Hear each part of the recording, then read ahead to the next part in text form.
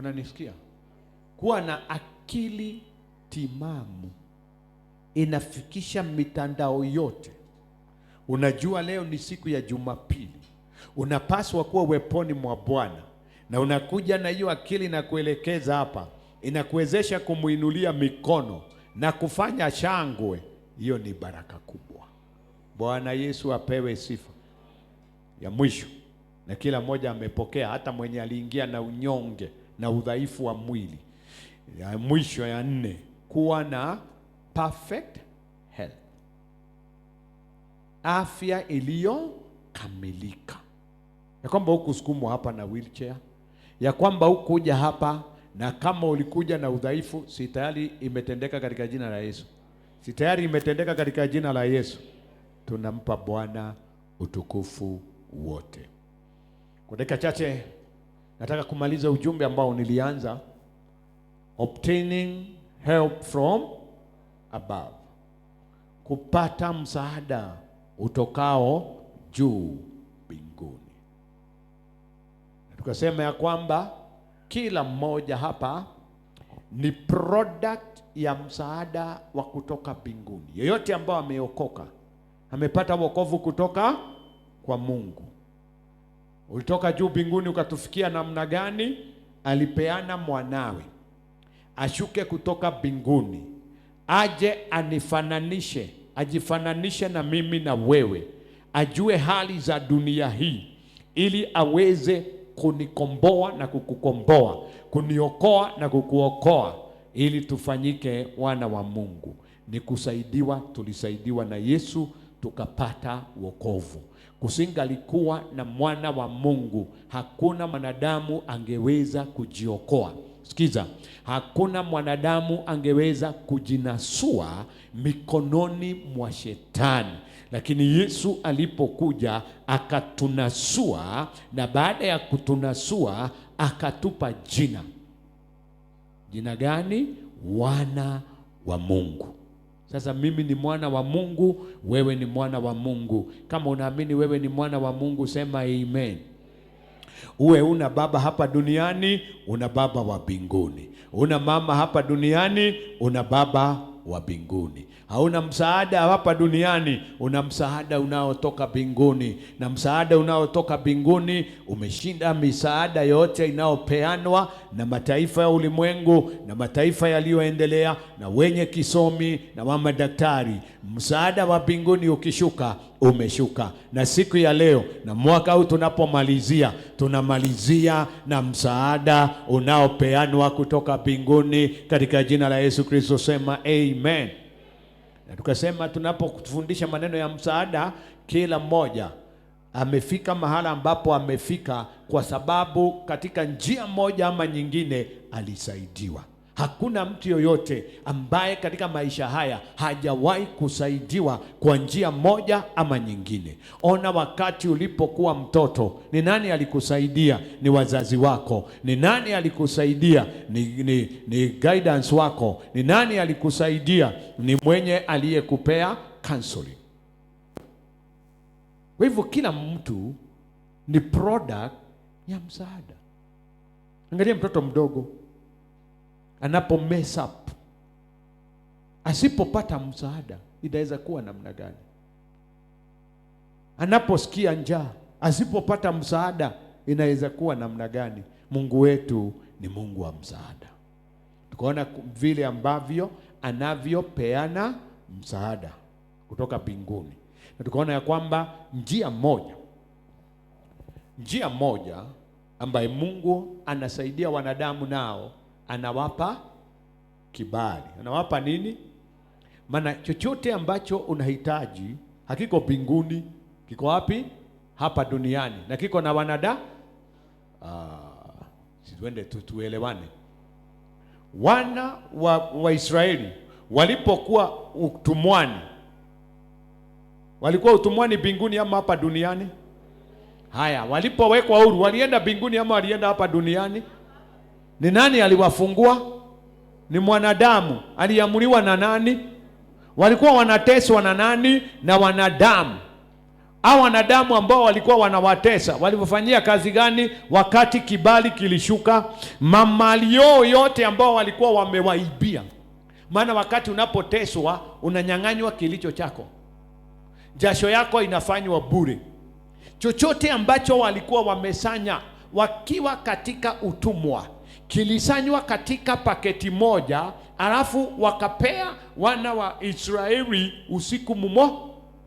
Mateso yalikuwa ni ya miaka 470.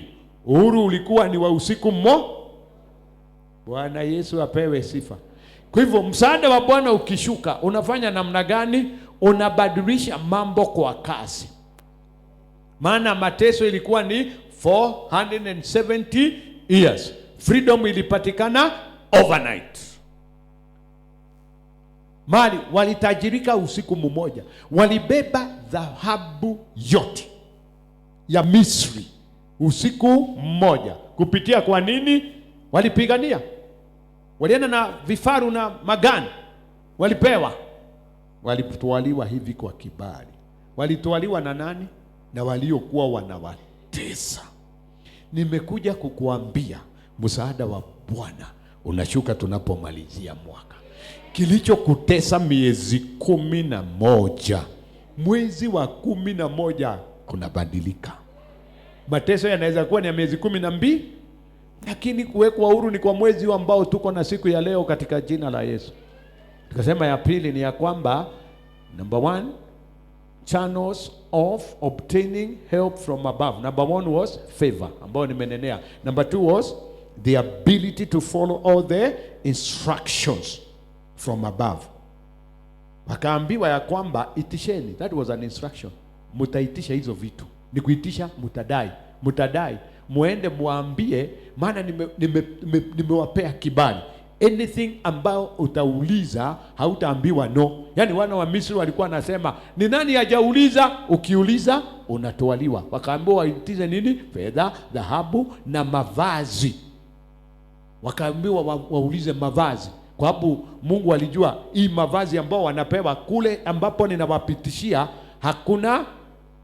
hakuna factory ya manguo. So zile manguo walikuwa wameshona huko. Wakaambiwa hata hizo muziache, muitishe. They were able to follow the instruction.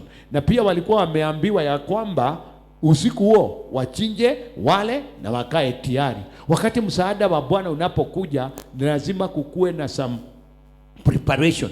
Lazima kukue na some, no, not preparation but readiness. Kukue na utayari ya kwamba kuna jambo ambalo linatendeka. That is why wakati unapoinua mikono hapa, Roho wa Bwana anashuka. Unaona tukipokea ni kwa sababu tunatarajia.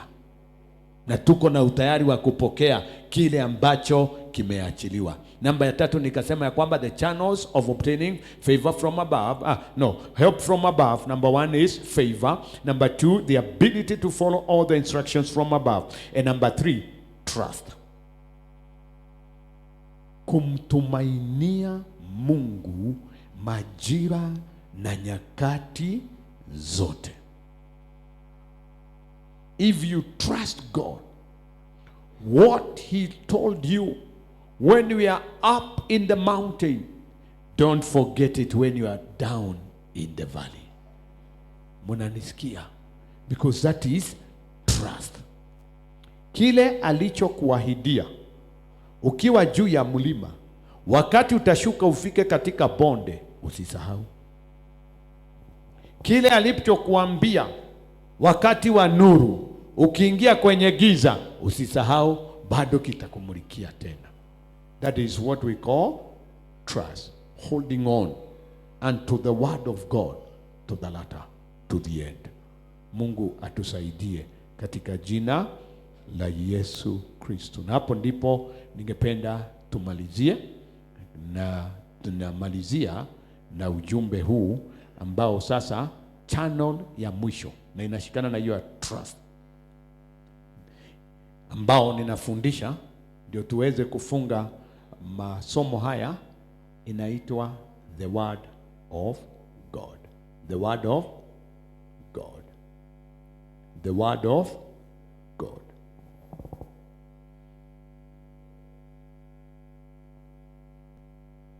wakati wowote Mungu alipokuwa akifanya kazi na watumishi wake wote, aliwapea power center. Aliwapea nini? Power center. Na power center ikikatwa, kama sasa the power center ya maji ya mji wa Gilgil na maeneo yake, source yake ilipata landslide, and I think for the last 2 weeks hatujapata maji because there is no flow. Imekatika. Mifereji kubwa ambayo ilikuwa inasambaza maji kila mahali ikaondolewa. Thank God, nimeongea na mtu wa maji jana akaniambia wamemaliza kuconnect. Naye mtu yote ambaye Mungu alimuita alimpea power center, na ndio nitamalizia na power center yetu ambao ni the word of God. But before I get there, si ni vizuri niwapee mfano ndio muone kile ambacho ninasema katika jina la Yesu Kristo. Wakati Mungu alipomuita Musa, ndio msaada ulipatikane. Musa nguvu zake na power center yake ilikuwa wapi? Fimbo, lakini wapi sana? Hiyo fimbo ilikuwa inainuliwa na nini? Na mkono. Power center ya Moses ilikuwa kwa mkono. Nataka mjue, maana narudi sasa kwa nitamalizia na the word. Huu msaada wote umepatikana, wamefika katika bahari ya Shamu. Maadui wamewafuata. Una imagine, ulikuwa umewekwa huru, ulikuwa umepewa mali, ulikuwa unaenda katika kumwabudu Bwana, mambo ambayo umesimulia miaka yote. Maana katika mapigo yote ujumbe ulikuwa ni mmoja: let my people go that they may worship me, that they may serve me. Kwa hivyo vinywani mwao hata wakienda walikuwa wanaenda wapi? Kumwabudu Bwana, na wanaenda wakiwa huru, na wanaenda wakiwa na mali. Katika hiyo shangwe adui anatokea na anawakaribia, na hawana njia ya kupotelea. Mbele ni bahari, nyuma ni maadui. Power center ilifanya kazi namna gani? Wakamlilia Musa, wakanungunika, wakamwambia fadhali tungekufia huko kuliko kumalizwa hapa bahari, maana hapa tutazikwa na bahari. Musa naye akaita Mungu. Mungu akamuuliza niko nacho, akamwambia ni ile fimbo. Mungu akamwambia inua fimbo kwa mkono wako, ukiinua utwange bahari, itapeana njia. So power center ya Moses was in the hand. Wakati wote wa plague, mapigo, alikuwa anafanya namna gani? Anainua mkono, akichukua mchanga hivi, ainue mkono, aisambaze, nchi yote inachafuka. Nguvu zake zilifichwa katika mkono, na huo mkono ulikuwa umeshika nini? Fimbo. So akiinua mkono, barabara inapatikana. Akiinua mkono, anainua mkono, mapigo yanaisha. Alikuwa tu anainua mkono, anaambiwa na Farao, sasa nimekubali mwende, tuondolee hii mapigo, tuondolee hivyo viura. Anainua mkono, vyote vinakauka. Anainua mkono, bahari ambayo alikuwa ameifanya ikue damu inakuwa maji safi. So power center ya Moses ilikuwa nini? Mkono. Mungu amekuja kwa Joshua na akamwahidi ya kwamba in the book of Joshua chapter number 1 verses 5 vile ambavyo nilivyokuwa pamoja na Musa ndivyo ambavyo nitakavyokuwa pamoja na wewe, and no man will be able to stand against you. What a promise. Listen, no man shall be able to stand before you all the days of your life. Joshua amepewa assurance. Because of the assignment that I'm giving you, Joshua, I have equipped you and I have wired you with some strength that no man in all the days of your life that will be able to stand against you. Hakuna mtu ambaye atasimama apigane na wewe aweze katika hiyo vita. Hakuna hata mmoja. Kwa sababu kama vile ambavyo nilikuwa, nisikize, na Musa, ndivyo nitakavyokuwa na wewe. However, I'm a God of many-sided wisdom. Mimi ni Mungu wa hekima ya namna nyingi. It is written in the book of Ephesians chapter number 3 and verses 10. God of many, the manifold wisdom of God. The manifold wisdom of God. Hekima iliyo ya namna nyingi. Kwa hivyo Mungu akamwambia, jinsi nilivyokuwa pamoja. Is that the scripture? Yeah, good. That the intended that now the manifold wisdom of God might be known by the church to the principalities and powers in the heavenly places. Keyword is that God is God of manifold wisdom, many-sided wisdom. When God turns like this, you see his wisdom. When he turns to the right, wisdom. To the left, wisdom. Akienda mbele, wisdom. Akirudi nyuma, wisdom. Na nasema ijulikane. Sasa amemwambia Joshua, kama vile nilivyokuwa na Musa, nitakavyokuwa na wewe. Lakini Joshua, wewe hautatumia mikono. Joshua, Musa alikuwa anainua mkono. Wewe nguvu zako nimeweka katika miguu. Joshua chapter 1 verse 3. Mahala popote miguu yako wewe Joshua itakapo kanyanga nimekupea. So ukiona Joshua akikanyanga amepewa. Look at this. Wakati wa wana wa Israeli kuvuka bahari ya Shamu, Musa alifanya namna gani? Aliinua mkono, bahari ikapeana njia. Wakati wamefika kwa bahari inaitwa namna gani? Jordan, ambayo inawazuilia waende katika nchi ya ahadi. Walifanya namna gani? Musa aliambiwa chukua makuhani. Nao makuhani, hakuna kupasuliwa njia hapa, mutaingia kwa miguu yenyu. Mukikanyanga barabara inapatikana. Kwa Moses mkono barabara. Kwa Musa, kwa Joshua kukanyanga bahari inapatikana. Unaona power center? Naenda polepole ndio kila mtu asichanganyikiwe. Wanaenda kuchukua mji unaitwa Jericho. Wanaambiwa ndio muweze kuchukua Jericho, power center yenu sio ile ilikuwa na Musa. Power center yenu ni gani? Ni miguu. Kwa hivyo mutazunguka. Possession yenu ni kuzunguka ukuta mara siku 7, alafu siku ya 7 mara 7. Na baada ya hiyo ile shangwa mutafanya, because you are already now connected, itafanya kila kitu. Ukuta ulibomoka kwa sababu number 1, they followed that instruction. Number 2, they were connected to the power center. And number 3, they now shouted. Na baada ya hiyo wakaingia wakachukua mji. Alikuwa ameambiwa kila mahali ambapo umekanyanga. Yaani huyo alikuwa anaiona akiikanyanga ni yake. Ya Musa akiinua mkono ni yake. Bwana Yesu apewe sifa. Wana wa Israeli wamekaliwa na Wamidiani, wamenyang'anywa kila kitu. Samsoni amezaliwa. Samsoni amefanya mambo makubwa. Nguvu zake zilikuwa wapi? Power center ya Samson ilikuwa wapi? So walipata deliverance kupitia the power center ambayo ilikuwa ni nywele. Nataka sasa ndio tunaenda polepole ndio tuone. I'll come to the word of God. Twende kwa nani mwingine ndio nataka ufuone vizuri. Anaitwa nani? Anaitwa mimi. Mimi naitwa aje?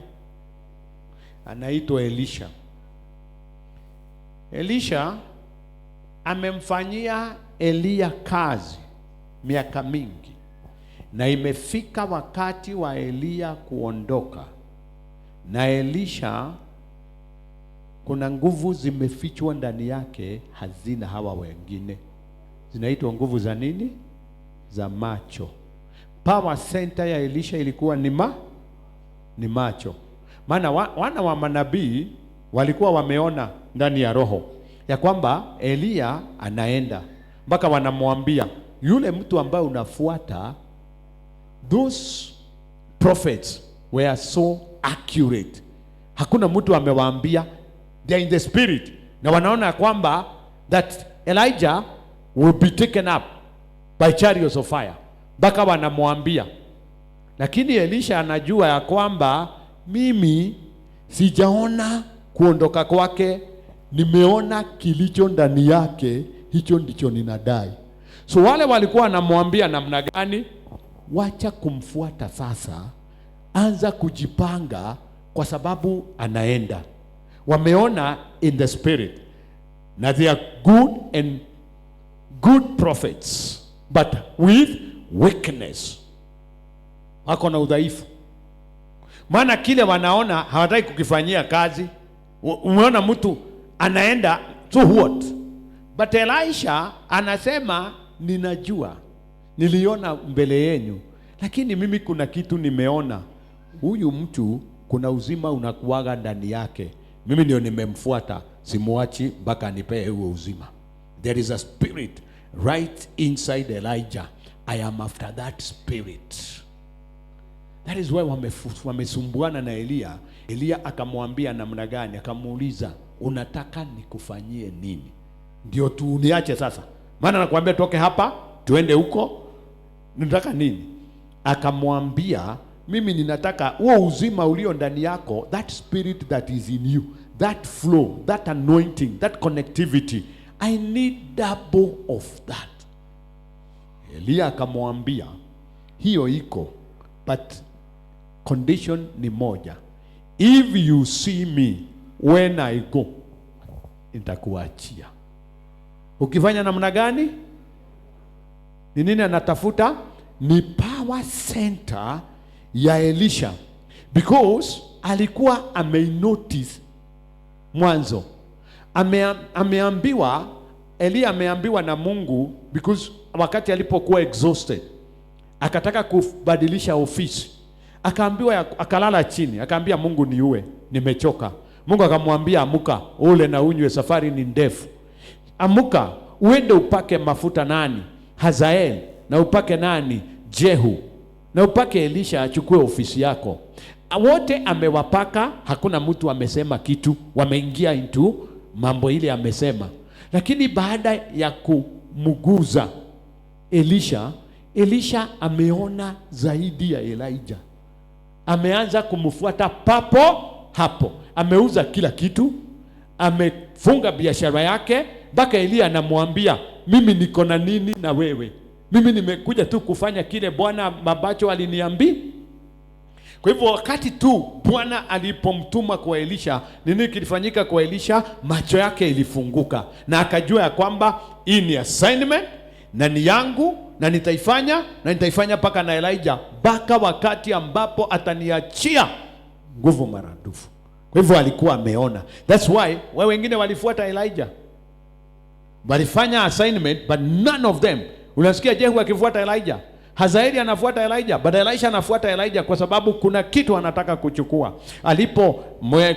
Kufika wakati wa kuachana naye, akaambiwa, however, kile kitu umeuliza ni kizito, ni kigumu, lakini power center yako ikiwa active, power center yako ikiwa alive, power center yako ikiwa inafanya kazi, utakipata.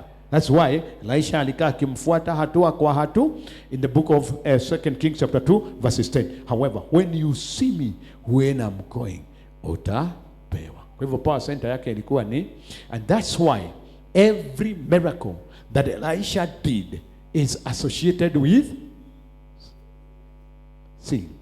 Wakati mfalme wa Syria anakuja kuwasumbua, anapanga mipango na wakubwa wake na intelligent wake, akipanga mipango kabla iive, kile ambacho amesema kimefika kwa Israeli. Akauliza ni nani huo? Akaambiwa na intelligent wake ni mtu mmoja anaitwa Elisha, ako na huko Dothan. Na huyo kile ambacho unasema kwa bedroom, yani ni intelligent, walikuwa wanataka kujiokoa, wanamwambia wacha sisi ati tumefichua siri, hata ile mnasema na mke wako kwa bedroom, Elisha huwa anaona mpaka gathering. Naye mfalme ana hekima, anasema endeni mumulete niue yeye, ama muniletee kichwa ya si nataka muone vile shetani ni muongo. Ameambiwa ya kwamba huyu anakuona mpaka mkiongea kwa bedroom, alafu anasema endeni muniletee kichwa yake. Sasa si ajui ya kwamba wakati umesema endeni, Elisha ameona mpaka wakisema walete kichwa, mpaka ameanza kupeana habari, wanakuja. Wakati wanapokuja Gehazi anafanya namna gani? Gehazi anatoka nje, anaambia Elisha, leo ni maana wale askari wametumwa, chariots zenye zimetumwa, mabunduki. Yani Gehazi alikuwa ameanza kuandika will. Elisha alisema namna gani? Oh Lord, open his eyes, give him my power center. Aone ya kwamba yeye anaona kule nje, mimi naona bingu, naona malaika waliotuzunguka, naona vile ambavyo Bwana atatukomboa, naona vile ambavyo nitawashika kama sijui kama nini, maana wamekuja. Akawafanya namna gani? Msomaji maandiko, aliwafunga macho, aliwaambia you cannot operate with my power center, I will make you blind so that I can toy with you, na sitawaua, nitawacheza na nyinyi niwaoneshe nguvu za Mungu. Bwana Yesu apewe sifa. So power center ya Elisha ilikuwa ni macho. Alikuwa anaona bahari ya Jordan, anaona iko na uponyaji wa ukoma. Anaambia Naaman, enda huko. Ukienda huko ni mimi ninajua shughuli zako zitaishia wapi. Power center yake ilikuwa ni hiyo. Power center ya Elijah ilikuwa ni nini? The word. Thank you. Yeah. Power center ya Elijah ilikuwa ni the word in his mouth. The word of the Lord in his mouth. 1 Kings chapter number 17 verses 1. Anasema not according to any other power. And Elijah the Tishbite of the inhabitants of Gilead said to Ahab, anaambia mfalme, as the Lord God of Israel lives, before whom I stand, there shall not be dew nor rain these years, except at my. Hiyo bingu alifunga na nini? Bingu alifunga na nini? Hakuinua mkono, alifunga kwa, alinenea. Mfalme alinyamazishwa kwa word. Bingu ilifunguliwa na nini? Word. Moto uliitishwa na nini? Word. Power center yake ilikuwa ni haleluya. Bwana Yesu apewe sifa. Na hiyo power center ndio siku ya leo tunamalizia kwayo, maana ni channel ambao Mungu alituachia, ambayo ni hekima ambayo itatumika majira haya mpaka parapanda itakapolia. Sasa majira na siku ambazo tunaishi, power center yetu ni neno la Mungu kinywani mwetu. Kinywani, ikiwa kinywani mwako, itafanya kazi angani, itafanya kazi ikiwa ndani yako. Psalms chapter number 105 verse 16. Psalms chapter number 105 verse 16. Moreover, he called for a famine in the land. He destroyed all the provisions of bread. he sent a man before them, Joseph, who was sold as a slave. They had his feet with fetters. He was laid in irons. Tuendelee. Until the time that his word, that is a key word, until the time that his word came to pass, the word of the Lord tested him. The word of the Lord tested him. Hapo juu alikuwa amefungwa. Mungu anasimulia vile wana wa Israeli waliingia katika utumwa na vile ambavyo alipanga kuwakomboa na kuwatoa katika utumwa, na anasimulia mwenye alikuwa anaenda akawasaidie ndio waingie katika ile nyumba wamaliziwe njaa. Kwa sababu walianza namna gani ndio waingie katika utumwa? Walianza na kulikuwa na njaa, lakini akatuma mtu ahead of them. Lakini mwenye alikuwa ametumwa ahead of them alifanyiwa namna gani? Alifungwa miguu, aliwekwa kwa mashimo, alifungwa na fetters. Mpaka lini? Alifungwa mpaka lini? 18. But 18. They had his feet. Sikia, wacha twende 18. Ndio waone miguu vile. They had his feet, wanamtesa with the fetters. He was laid in irons. Haya. Until the time that his word came to pass. The word of the Lord tested him. Haya, sasa narudi hapo. Kabla nifike hapo, acha nisome kule chini. Because when your word comes, even in the midst of all trials and temptations, challenges and pains and agonies and tears, baka wakati neno hili litakapokujia, bado utakuwa katika mateso. Na neno likifika ni nini kinafanyika? Soma 19 sasa ndio zifuatane. Nikufundisha. Until the time that his word came to pass, the word of the Lord tested him. Baada ya kumupata amepita mtihani, the king sent and released him. The ruler of the people let him go free. Today you are going free in the name of Jesus. 21. He made him Lord of his house and ruler of all his possessions. 23. To bind his princes at his pleasure and teach his elders wisdom. Nani anafundisha wisdom? Mwenye ametolewa kule kwa magereza. What is the word? Wacha nikuambie, wakati wowote Joseph alikuwa ameitwa na Mungu, na wakati wowote amepitia katika mateso, number 1, kurejectiwa na ndugu zake. Hakuna hatia alikuwa amefanya, ni kupendwa tu, ni kupata tu kibali. Kuna watu wanapitia mateso na hakuna makosa wamepitia. Wengine ni kubarikiwa tu.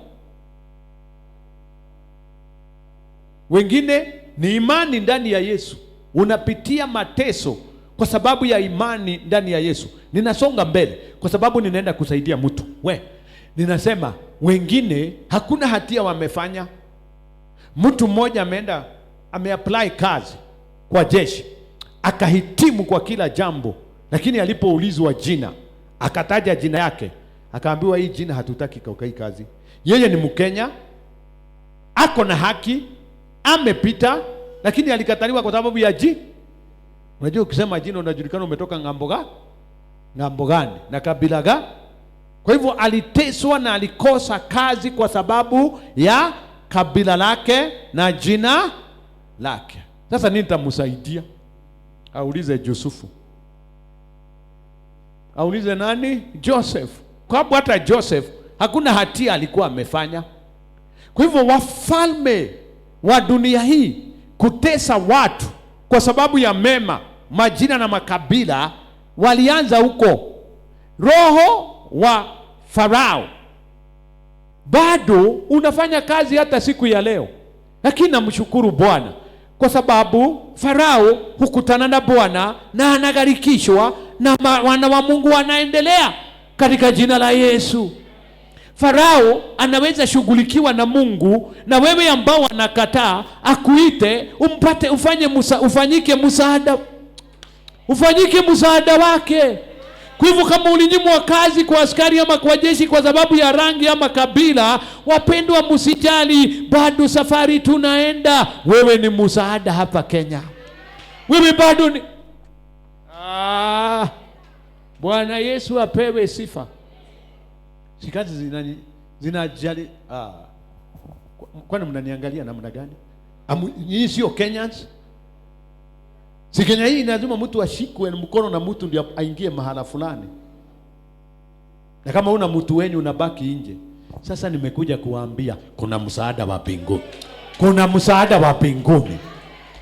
Sasa wakati umefungiwa nje, siwe bado ni mtumwa.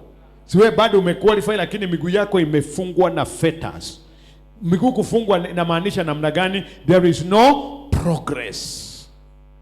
Kuwa katika prison. Mtu akiwa prison, unasikia mtu akiwa prison ameenda kuoa, ati tunaenda harusi ya mahabusu. Hakuna hata birthday. There's no progress. Ama promotion. Unasikia tunaenda kumpromote. Hakuna, unakaa huko, hata ukipromotiwa ufanyike prefect bado uko ndani. Hata Joseph alifanyika prefect na bado alikuwa ndani. Mpaka lini? Mpaka wakati neno lake, his personal word, lilipomkujia. Neno la Bwana lilikaa likimjaribu. Hali ambazo unapitia, ni nini kinafanyika? Ni kujaribiwa na neno la Bwana. Mpaka neno lako liwadie. Neno lako likiwadia, huyo mwenye alikunyima kazi atakutumani. Huyo mwenye alikukataa atakutumani. Katika jina la Yesu atakutumania. Usivunjike moyo, usiwe na machungu, usiwe na ghadhabu, na wewe usitafute kujilipishia kisasi ati na sisi tutaingia na sisi tutafanya hivyo. Hiyo ni mapepo, wachana nayo. Usiende upande wa mapepo, enda upande wa mema. Katikati ya mateso, nena mema. Hata usilaani Kenya, hata usilaani watawala, endelea kuwatumikia katika jina la Yesu. Maana unajaribiwa. Neno lako likija utatumaniwa. Neno lako likija utatumaniwa. Na nimekuja hapa ndio neno lako lifike katika jina la Yesu. Kuna sauti inaachiliwa, unajua hii ni yangu. Hii sio ya mtu mwingine, hii ni yangu direct katika jina la Yesu Kristo. Waandiko inasema kulikuwa na wajane wengi, lakini Bwana akatumana kwa mke wa Seraphathe, kwa sababu neno lake lilikuwa limekuja la utwalivu wa supernatural. Ndio sababu Elia akatumwa kwake, maana neno lake limefika. Nimetumwa kwako siku ya leo, ya kwamba neno hili ambalo ninakunenea ni neno lako. Ukiliamini litakutoa katika hiyo hali. Hilo ambalo nimelihubiri lilikuwa linafanya namna gani? Majuma 14 lilikuwa linajaribu imani yako. Imani yako ikiiva, chukua msaada wa mbinguni. Chukua msaada wa mbinguni. Neno ambalo nakuletea ni ya kwamba hali hii haimalizi na wewe. Haimalizi mwaka na wewe. Emakota sohayara bekatai. Wewe shida za 2025 hazivuki 2026. Kuna kibali kinaachiliwa. Kuna instruction Jehova anapeana. Kuna kutumainia Bwana anakuangushia katika jina la Yesu Kristo. Na kuna neno ambalo linakushukia, na neno hili linasema ya kwamba our God is now able to do exceedingly abundantly above all that you have asked, that you have fasted for, according to the power that is at work in my life. In the name of Jesus Christ. Bwana Yesu apewe sifa. Wakati wa neno lako likija, unasikiaga ndani ya moyo wako kuna maandalizi yanafanyika. Nataka uishike. Nataka uishike, kwa sababu hiyo ndio tutasema mpaka tumalizie. Nimeongea hapa na mpendwa, mke wake alifungwa miaka sijui ngapi. Sasa mke wake anafunguliwa Januari. Na sasa ameniambia watoto wake, yeye na mke wake, hakuna kitu wanasema yani siku ijafika, but they are celebrating. They are celebrating January walianza kucelebrate, anatoka I don't know whether it's January or February, but celebration zilianza September, kujua ya kwamba anatoka. Ni kwa nini? Ndani yake na mindset yake imehama utumwa. Anaona watoto wake, anaona mume wake, na bado yuko gereza na gojea miezi kadhaa, lakini mawazo yamehama. Nataka mawazo yako yahame mahala ambapo unaona, uanze kucelebrate kutoka jela, kwa sababu neno limefika na linasema ya kwamba neno la Yusufu lilipofika alitumaniwa. Neno lako likifika unatumaniwa. Hapa ndipo destiny connectors wanakuja. Wanaanza kukutafuta. Unapatana na mtu anakuambia nilikuwa nimesikia, ama unasema jambo anakuambia ninataka mtu kama wewe, nimekuwa nikiombea nipate mtu kama wewe. Katika jina la Yesu Kristo, anza kuona hili neno likikufanyia kazi sasa, katika jina la Yesu Kristo. Neno la Bwana likikujia, kuna jambo linatendeka. Kuna mtu mmoja ambaye Paul alikuwa anahubiri, maandiko inasema Paul akamtazama, akaona imani yake. Alipoona imani yake, akamwambia simama utembee. Kwa sababu ametoka katika uwete, ameingia katika kutembea. Paul akazima ndani ya roho, akaona vile mtu anamtazama, ako tayari kuruka. Paul akamwambia, because you are now ready to jump and walk out of that crippleness and lameness environment, rise up and walk. Alipomwambia hivyo, akainuka, akaruka mpaka wakaitwa miungu, kwa sababu wanasema inatendeka. Siku ya leo kile ambacho ninasema nitakiona katika maisha yako, katika jina la Yesu Kristo. Mimi kuna mambo ambayo nimepigana nayo. Mtu mmoja nimemwambia mambo haya usinitajie 2026, tunayazika 2025, na tunayazika katika jina la Yesu, katika jina la Yesu, katika jina la Yesu. Lakini ni lazima neno la Bwana likujie, kwa sababu kwetu ambao tumeamini ni nini? Power center yetu ni nini? Neno la Bwana likiwa moyoni mwetu na kinywani mwetu. Joshua aliambiwa, hii mchezo ambao hii mambo ambayo ilikuwa na Musa, ya kila kitu mnalilia Musa, sasa haitaenda hivyo. Joshua, ni mimi mtalilia, na vile ambavyo mtanililia hakuna shortcut.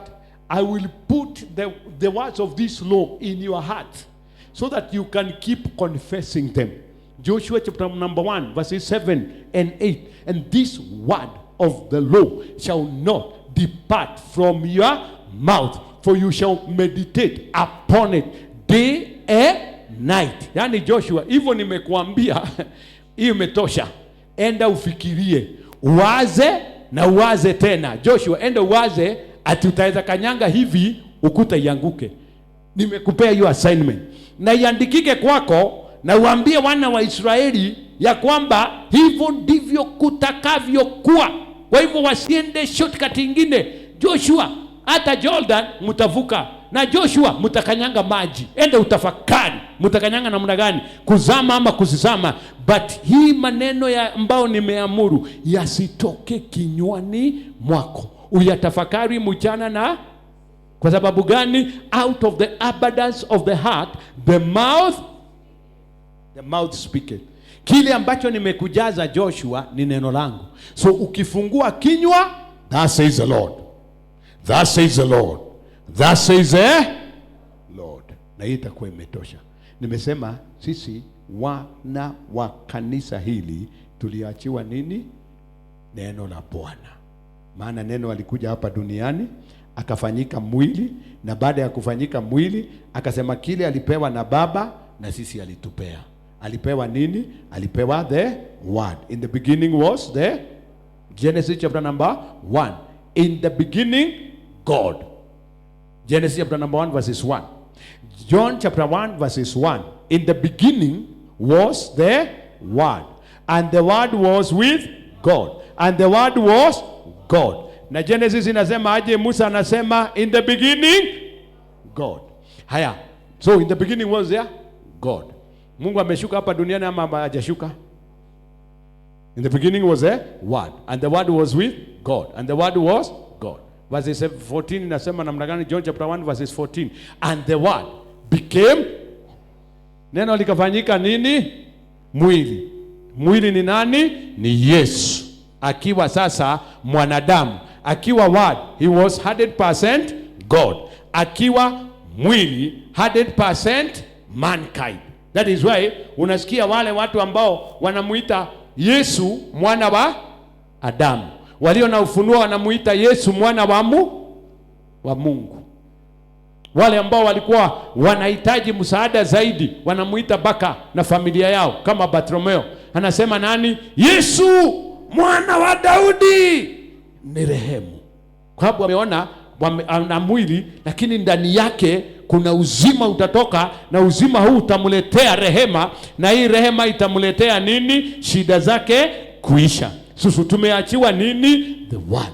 Yesu akasema, kama vile Bwana alivyonituma nikiwa word, hivyo na mimi ndivyo nimewatuma, na nguvu zote na mamlaka zote nimepewa. Enendeni duniani yote and preach the. Hallelujah. Bwana Yesu apewe sifa. Na hicho ambacho tuliachiwa, ninataka nikusaidie na nikuambie, kina uzima, kina uhai na kina kuaga. Hili neno lako linafikaga namna gani? Linafika likimaliza kukomaa likiwa ndani yako. Ndio chains zikatike, ni lazima kuwe na kitu ya kukikata. Nataka kupeana mfano. Ukifunga mti ambao uko na uhai, ufunge na waya sengenge, mule mti utakataa kukua. Si sengenge iko inauzunguka hivyo. Unajua mti unanenepa mpaka sengenge yenyewe inajikata. Hakuna mti ambao unakatwa na sengenge. Ukifunga na hiyo waya mti ama fama. Mimi ni mtu wa mashambani. Tulikuwa tunaweka mawaya kwa miti ambao tumepanda. Unaona, ulikuwa umefunga, unakuta waya kalifinywa, kakafinywa na mti mpaka kakatikia huko ndani, na mti ukaendelea na kukua na kufanyika jambo kubwa. That is how the word of God in you grows. Haijalishi mambo yaliyokuzunguka, haijalishi vifungo vilivyokuzunguka, ukizidi na kukua utakata hiyo mavifungo na usonge mbele katika hatima yako katika jina la Yesu Kristo. Hiyo ndio the word of God kufanyika kwako, because nasema ndio neno la Bwana kukujilia. Kuna wakati neno linakuwa mpaka wewe mwenyewe unasikia kwamba now I have life, I can confess, I can pronounce, I can declare and I can see it, na inafanyika katika jina la Yesu. Nimesema because this word, Hebrew anatuambia it is alive. Hebrews chapter number 4 verses 12. Kwa hivyo hata maneno ambayo nakunenea unapata uhai. 4:12. For the word of God is living. It's a living thing. Hii sio bure ninakunenea. Hata sasa inanena, kuna kitu kinakuwa ndani yako. Kuna kitu kinamea, kuna kitu kinanenepa katika jina la Yesu Kristo. Kuna mwili unamezwa kupitia kwa hili neno. Kuna usafi unaingia kupitia kwa hili neno. Kuna shaka unaondolewa, na wale wa kidini kuna udini mnaondolewa katika jina la Yesu Kristo. It's living and powerful. Hii haijalishi kile kimekufunga, bado inasema iko na nguvu, na hii nguvu inaguza mawazo na inaguza moyo, inazileta pamoja, inabebana na unasonga mbele katika jina la Yesu Kristo. Powerful and living and sharper than any two-edged sword. Iko na makali, inapenya, piercing even to the division of soul and spirit, and of joints and marrow, and is a discerner of the thoughts and intents of the heart. Tunaona inanenea mambo mawili. Inanenea mwili, ni matatu. Inanenea mwili, inanenea mawazo, na inanenea nini? roho. Ndio sababu inasema joint ziko wapi? Ziko kwa mwili. Joint ziko kwa akili. Joint ziko kwa moyo. Ziko kwa, inanena mpaka kwa bone marrow. Mifupa, moyo wako uko na mifupa. Akili yako iko na mifupa. Uko ndani ya mfupa, hiyo matobo ziko, hiyo mafuta inakuwaga huko, ndio inaitwa marrow. Sasa neno la Bwana linapenya mpaka huko. Alafu likipenya linaweza kuzigawa zote. Marrow ka hapa, macho ka hapa. Alafu linaenda, inaweza kudesign thought and heart. Soul and your heart. And the soul of a man, ndio inaunganisha the physical and the spirit. Sitaki kuingia hiyo, inaweza kuwa mazito na time imeenda.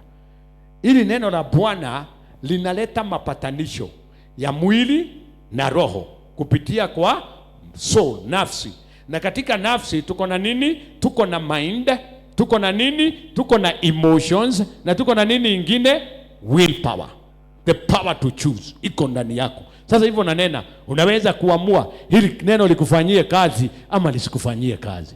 Ukiamua likufanyie kazi, limekufanyia katika jina la Yesu. Maana linasoma huko ndani. Inasoma hati yako iko namna gani? Inaweka tick. Mawazo yako iko namna gani? Tick. Mwili iko namna gani? Tick. Ikiona kila kitu kiko tick, kama vile tick ya Joseph, unatumaniwa.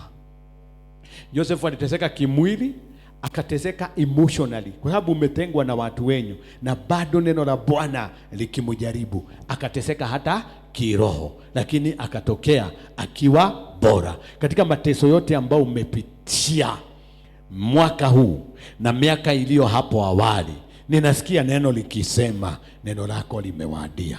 Yote ilikuwa ya kujaribu imani yako. Majaribu yalikuwa moto, yalikuwa makali kama moto, ikijaribu imani yako. Imani yako ikiiva, inatokea ikiwa bora.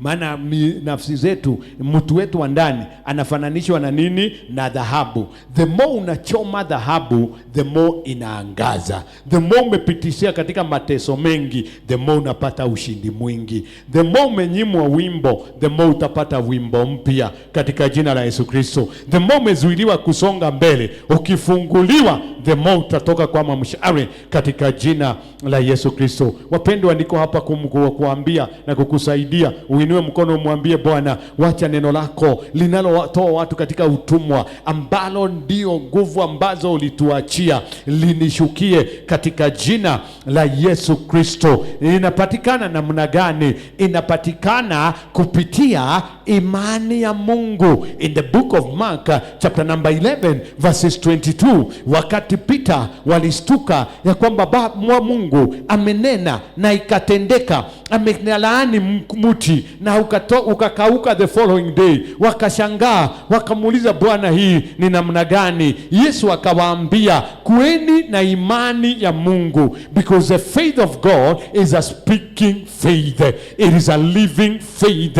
Maana mnyinyi, akawaambia hapo, hiyo ninawasomea, ukinenea huu mlima, ukisema kwa huu mlima utoke uende ngambo ile ingine, na uamini ya kwamba kile umenena kitafanyika, kile umenena kitafanyika. It is known as a speaking faith. Nimesema our power center is the word of God in us. It can only manifest when you speak it forth. When you speak it forth. Hicho ambacho sasa umeamini, wacha kisemwe kwa kinywa chako, sio kwa kinywa cha mhubiri, kwa kinywa chako katika jina la Yesu Kristo. Nimekwambia neno lako la kukutoa katika utumwa, ambao ni channel ya msaada wa mbinguni, ukilinena kwa kinywa chako, hicho utanena, hicho ndicho utakachoona katika jina la Yesu. Wengine wanataka niwanene, mimi nimewanenea. Nena yako katika jina la Yesu. Ikamba zekehazo lohozia riandu pakarize gega rikapoza na maganda la bikente le bebi bagai ikamala bigoso kolobo bibaganda nena neno. Baba, ninaomba ya kwamba maneno ambayo nimeyafundisha siku ya leo yapate uhai sasa, yapate uhai katika moyo wa wanao, wanapolinena litoke na madhihirisho ya ishara na miujiza ya wanao kutoka katika utumwa wa magonjwa, wa maradhi, wa ukosefu wa madeni, wa makesi, wa kuonewa, wa kukansuliwa contract kwa sababu ya majina, kunyimwa kazi kwa sababu ya majina, kunyimwa ofisi kwa sababu ya majina ama kwa sababu ya kabila, katika jina la Yesu Kristo. Msaada wa mbinguni unashuka, na unaposhuka unaleta kibali. Ndio sababu nikakwambia usikue bita. Kibali kikuja utashangaa. Huyo mtu ambaye uliona alikunyima kazi atalala akikutafuta akutoe katika hiyo parabagega bala beketerebebibaga rekepelebegita la bahiterebebiba. Hiyo ofisi ambayo ulinyimwa na ilikuwa ni nafasi yako haitaendelea mpaka wakati utakapofika pale. Utatafutwa, watasumbukana, wasumbuane, waulizane ni nani anaweza kutusaidia, waseme ni yule ambaye tulisema ana jina tofauti. Hilo jina tofauti litaitwa tena. Yusufu alitolewa gerezani maana neno lake limejilia. Kabla lijilie alifungwa, aliteswa, lakini wakati lilipojilia alibadilishiwa hali. Neno la Bwana ndio power center ya kanisa la mwisho. Hilo ndilo litatutoa joka katika gereza. Nena kutoka katika hiyo gereza katika jina la Yesu Kristo. Anza kushangilia ushindi wako, anza kushangilia uhuru wako. Hautaishi magerezani milele, hautaishi mashimoni milele, hautaishi laanani milele. Anza kushangilia baraka zako, zinene kwa kinywa, uzione, uziitie, na uamini. Na ninasema unene, wengine hawaneni. Ukifunga mdomo wako umefunga destiny yako. Ukifunga mdomo wako umefunga baraka zako. Ukifunga mdomo wako umefunga kile ambacho kimekufunga. Ukifungua mdomo wako umefungua macho. Bartimayo mwana wa Timaeus alifungua kinywa chake, macho yakafunguka. Ukifungua kinywa macho yatafunguka. Parabaganda, wakoma waliinua vinywa vyao, ukoma ukaondoka. Wana maketere bebi bagala bagadere bebi bagala baganda rekepere bebi bagala baganda. Waliokuwa na watoto wagonjwa walifungua kinywa chao, wakalilia Yesu, wakafunguliwa watoto katika jina la Yesu. Ukimulilia siku ya leo tunapomalizia funzo hili, msaada wako unashuka, msaada wako unashuka. Pere bebi bagala bagadere bebi bagala bagade reke pere bebi bagala bagadere bebi bagala bazige reke pere bebi bagala bagaya ganda reke pe. Our power center, it is the word of God in us, being released by the power of the Holy Ghost, being released out of revelation, being released by faith. And when it is released by faith, it works wonders. Let this word that you have received work wonders in your life, work wonders in your life, work wonders in your life. In the name of Jesus Christ, the Son of the living God, let it work wonders in your life. Get out of that situation by faith. Get out of that situation. Get out of that bondage. Get out of that sickness by faith. Yalabaganda, speak your way out. Speak your way out of that calamity, out of that bondage, out of that yalibagete baby bagala baganda rekepele baby bagala bagandere begianda, out of that ignorance. Speak your way out. Ekapana bagandere baby bagala baganda. Speak your way out of that defeat, out of that shame, out of that tear, out of that agony, out of that reproach. Speak your way out. Inene kwa kinywa chako, inene kwa kinywa chako. Jalabahindele bozige pere bebi bagala bagadige begere begiga rikapala bibagalo gozige pere begala gege bego reke pere bebi bagala bagige gere bebi baga reketele lila bozige reke pere lila zekelele zekelele zekelele rekepele. Tangaza neno langu la kunifungua limefika. na kwa sababu limenifika sasa naweza kuwatumania kutoka mbali na karibu. Naachilia Destiny Connectors, naachilia Destiny Connectors, naachilia msaada wa mbinguni, naachilia nguvu za Roho Mtakatifu zinazosaidia mwanadamu ananena uhai wa Bwana na anapata uhai wa Bwana katika jina la Yesu Kristo. Umeteswa na haya magonjwa, hey, get out of the sickness.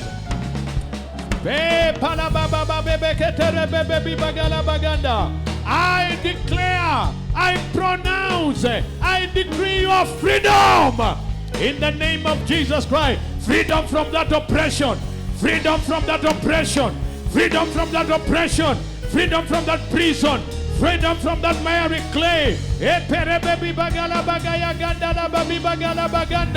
Na kutoa katika shimo la utelezi. Toka katika shimo la utelezi. Ulitaka kutoka ukateleza, umetumaniwa. The lifter is here. The lifter is here. The lifter is here. Tunamalizia na ushindi. Tunamalizia na uponyaji na ukombozi. Tunamalizia na utwalivu. Toka kwa hiyo shimo la utelezi la madeni. Toka kwa madeni. Paragatepe shaparabaganda. Toka kwa makesi. Toka kwa makesi. Umetumaniwa. Kesi imekansuliwa. You are acquitted now. You are acquitted now. You are acquitted now. Umewekwa huru. Toka kwa upofu. Toka kwa ignorance. Toka kwa kutojua. Toka kwa ukosefu na umaskini na uchochole. Au kumbanishwa ukae nazo. Waliokuwekea na amuru wakuoneshe kibali. Waliokunyanyasa wakuoneshe kibali. Waliokunyang'anya kazi kwa kibali wakuite tena. Kuna mtu ataitwa tena. Hiyo ofisi utaitwa. Utaitwa namna gani? Bwana alituma njaa, alituma kiangazi. Kutatumwa kiangazi kwa ile ofisi mpaka wakutafute te. Sharababi bagele begetere bebi bagala bagadere bebi ba. Walitafuta Yusufu wakati wa kiangazi. Huyo aliyekuwa amekataliwa kwa sababu ni Myahudi na ni mtumwa na ni foreigner. Yeye ndio alitumaniwa adekoreti Egypt. Utatumaniwa udekoreti jamii, udekoreti taifa, udekoreti mfalme. Shababi babara bebebe. Rekapala bagadere bebi bagala baganda. Ya parabagandere bebi bagaya. Rekepere bebi bagala bagaya ganda. Mindere bebi bagala bagaya gandere bebi bagaya. Jekepere bebi bagala bagaya ganda. Hey. Neno lako likiwadia, likikufikia, halikuji tu kukutoa, linakuja hata kukupromote. Kuna watu wanabadilishiwa maisha kuanzia sasa na kuendelea kwa njia ambayo haielezeki lakini inaonekana, haielezeki lakini inaonekana. Mpaka watu washangae, waseme haya ni matendo ya Jehova na ni ajabu machoni mwetu. Fanyika maajabu sasa. Ulifanyika maajabu wa mateso, fanyika maajabu wa baraka. Ulifanyika maajabu wa madeni, fanyika maajabu wabadilishiwa hali na kuweza hata kukodi wengi. Rekapala bagaderebe. Ulifanyika maajabu wa magonjwa, fanyika maajabu wa uponyaji wa afya. Ulifanyika maajabu wa aibu, fanyika maajabu wa heshima katika jina la Yesu. Ulifanyika maajabu wa kukataliwa, unakataliwa mpaka watu wanashangaa. Fanyika baraka ya kibali mpaka watu washangae, waulizane kaliowe. Kwa sababu kuna mambo yatafuatana, baraka zitafuatana, neema yatafuatana, rehema zitafuatana, neema itafuatana katika jina la Yesu, katika jina la Yesu. Ningalikuwa wewe ninamalizia na ushindi. Ningalikuwa wewe ninamalizia kwa shangwe. Ningalikuwa wewe ninamalizia kwa imani. Ningalikuwa wewe ninamalizia na wimbo mpya. Ningalikuwa wewe ninamalizia na ushuhuda. Ningalikuwa wewe ninamalizia na kupanuliwa mahala pa hema. Rakapeka parabazekepa. Hicho ambacho unaona ni chako sasa. pokea katika jina la Yesu. Hicho ambacho umetangaza, pokea katika jina la Yesu. Mshangilie Bwana unapopokea, ishara ya kwamba